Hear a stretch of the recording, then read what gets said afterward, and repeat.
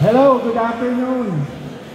Photo battle yung title ng event. So ito na yun, no? Nag-battle sila around 35 entries. Ang gagaling, sobra. O nga pala, by the way, huwag na kayong aalis because after my announcement, there will be an awarding and the parade will come after. Pagkatapos ng parade, pagbalik natin dito, I will make an announcement. Okay. Sige. So it was really tough because yung pinagpipilian namin, merong mga nag-disqualify because hindi sumunod sa rules, no? Pero ang dami pa rin namin inat because really we did down to only the top 10. Meron ito. Ayan. Okay. Sige. Music and slideshow, please. Sige. For 10th place. This is number 10.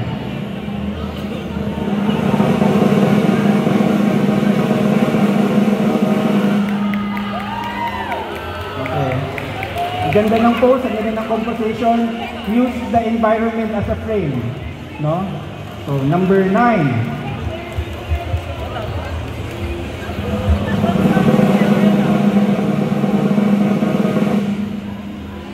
Okay, si 2B. Kaaway ang camera, and yeah, the angle is really good. And the whole composition and lighting, ang ganda, no? Number 8.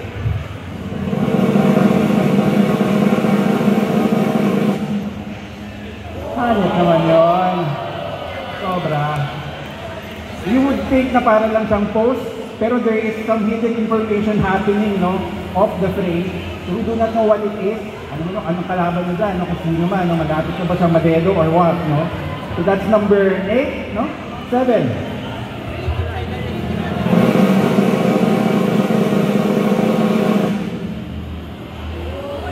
Same thing.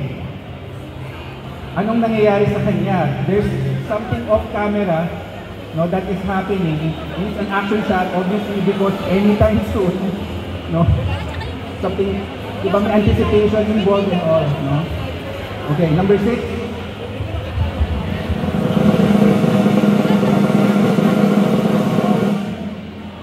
Yoshimitsu.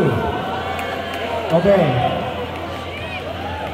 Sobrang pinag-awayan namin ito ng mga judges. Why? You would think nakaupo lang siya. Pero if you know your pop culture, if you're playing Tekken, you know something's happening there because it's a Tekken move. Tama ba? Okay.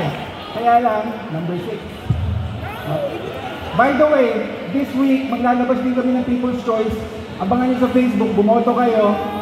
No? So, malalaman natin ngayon kung saan nagkamali ang judges at kung sino yung pinili ng mga tao. Number 5.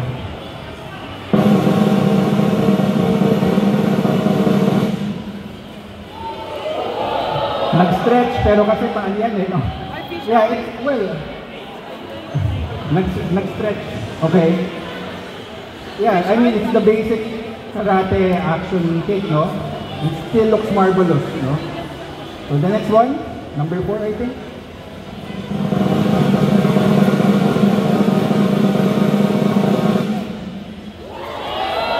Ito rin, grabe to.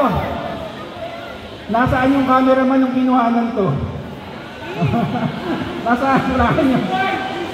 Siguro tumalon siya at, ano, the whole, you know, yung mukha, everything. Okay. Number 3.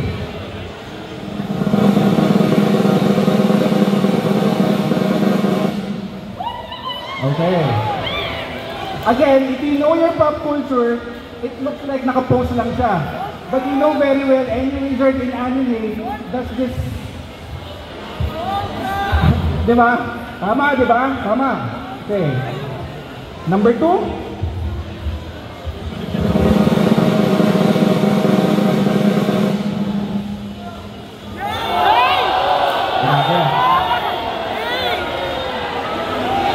Okay. FYI guys, FYI, the judges were me, my friend Louis Pojas, who is also an art director, creative director, no? Long time advertising guy din, and of course Mr. Jay Tablante. It was really, ang hirap piliin, no? nung number 2 and number 1. At the end of the day, we decided on number 1. And take note that this is also a different set of judges. Okay? It is a different set of judges from last year. Why am I telling you guys this? May reason kung bakit. Yung dinajudge namin yung mga photos, we were looking at sa unang tingin, may dating na ba kagad? Pag wala, gone. Ganun ka simple. It's a yes or a no. No? And yung kaninang nakita nyo, si Mr. Miyagi, isa sa mga tumatak. Pero ultimately, one photo did it for us.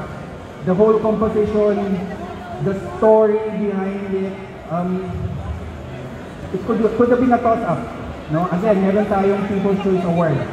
And this is a different set of judges. Pero we were unanimous in this photo. No? Please reveal. Congratulations!